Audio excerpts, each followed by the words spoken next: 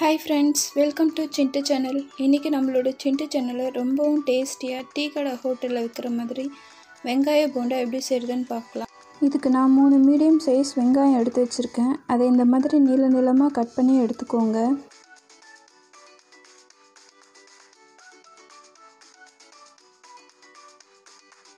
ஒரு கொத்து கருவேப்பிலை, அதை இந்த மாதிரி பொடியாக நல்லா நறுக்கி எடுத்துக்கோங்க. 4 பல்லு பூண்டு, ஒரு பச்சை மிளகாய், காரத்துக்கு ஏற்ற மாதிரி நீங்கள் பச்சை மிளகாய் சேர்த்துக்கோங்க. இப்போ இது எல்லாத்தையும் ஒரு பவுலில் மாற்றிக்கலாம். இதை எல்லாத்தையும் ஒரு பவுலில் மாற்றிட்டு நல்லா இந்த மாதிரி உதுத்து விட்டுக்கோங்க. வெங்காயம்லாம் நல்லா தனித்தனியாக லேயராக வர மாதிரி நல்லா உதுத்து விட்டுக்கோங்க.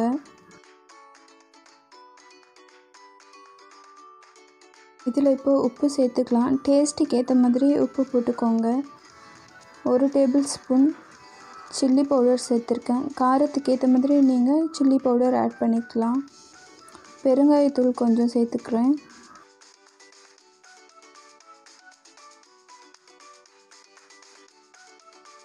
இப்போ இது எல்லாத்தையும் சேர்த்து நல்லா மிக்ஸ் பண்ணி விட்டுக்கலாம். கலருக்காக நான் கொஞ்சம் காஷ்மீர் ரெட் சில்லி சேர்த்துருக்கேன்.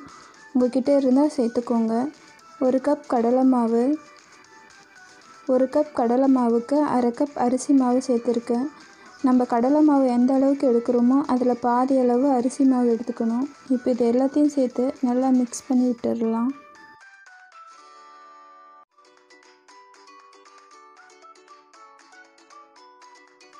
இப்போ இதில் கொஞ்சம் கொஞ்சமாக தண்ணி சேர்த்து நல்லா பிசைஞ்சு எடுத்துக்கலாம். நிறைய தண்ணி சேர்த்துடாதீங்க, கொஞ்சம் கொஞ்சமாக தண்ணி சேர்த்து பிசைஞ்சு எடுத்துக்கோங்க.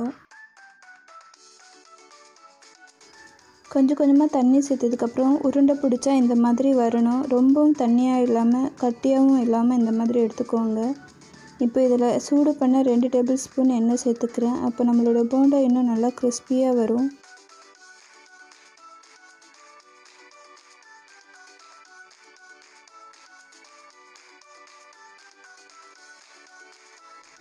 எண்ணெய் நல்லா காய்ச்சதும் இதில் நம்ம உருட்டி போண்டாலாம் போட்டுக்கலாம். இந்த மாதிரி கையில் எடுத்து உருட்டி அப்படியே போட்டுக்கோங்க. நல்லா உருண்டையாக உருட்டி போட்டோம்னா போண்டாலாம் நல்லா கிறிஸ்பியாக இருக்காது. கையில் எடுத்து அப்படியே ஒரு உருண்டை மாதிரி உருட்டி போட்டுக்கலாம். மாவு போட்ட உடனே நம்ம இதை மிக்ஸ் பண்ணி விடக்கூடாது. கொஞ்ச நேரம் இதை அப்படியே விட்டுட்டு அதுக்கப்புறம் இதை நல்லா மிக்ஸ் பண்ணி விடலாம்.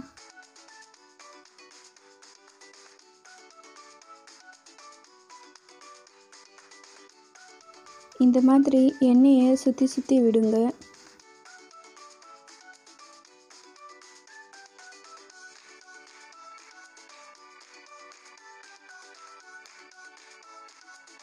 ஒரு 8 நிமிஷம் அப்படியே மீடியம் ஃப்ளேம்லேயே குக் பண்ணி எடுத்துக்கலாம். நீங்கள் ஹை ஃப்ளேமில் வச்சிங்கன்னா வெளியே வெந்த மாதிரி இருக்கும், ஆனால் உள்ளே மாவு வேகாமல் இருக்கும். மீடியம் ஃப்ளேம்லேயே வச்சு நம்ம குக் பண்ணி எடுத்துக்கலாம்.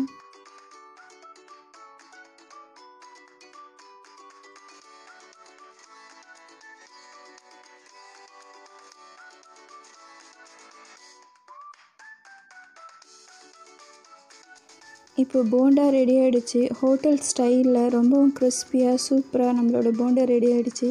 இந்த ரெசிபியை நீங்களும் வீட்டில் ட்ரை பண்ணி பாருங்கள். எப்படி வந்திருக்குன்னு மறக்காமல் கமெண்ட் பண்ணுங்கள். நம்மளோட சேனலை லைக் பண்ணுங்கள், ஷேர் பண்ணுங்கள், சப்ஸ்கிரைப் பண்ணுங்கள். தேங்க்ஸ் ஃபார் வாட்சிங். இது உங்கள் சிண்டு சேனல்.